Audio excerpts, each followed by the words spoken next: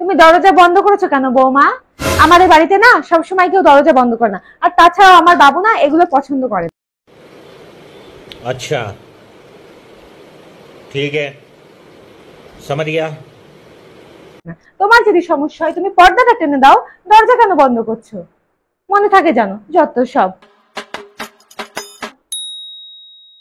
কি বানাচ্ছো বৌমা? চা? আমার বাবু তো চা খায় না, কফি খায়।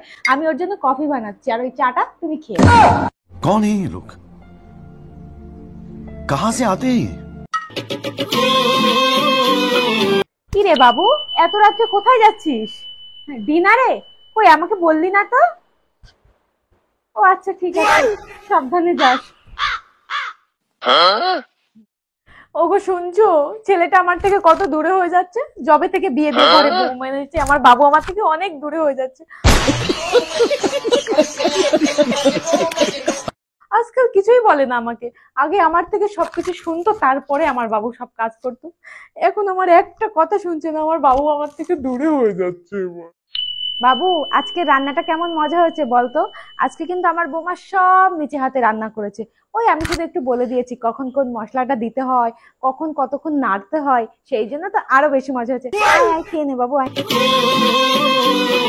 আরে হ্যাঁ হ্যাঁ, বাবু তো আগে সব কথা আমাকে বলে, তারপরে বৌমাকে বলে।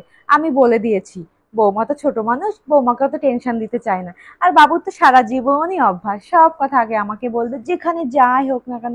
বৌমা তো কাল এসেছে, আমার বাবু তো আমারই থাকবে, তাই না বলো?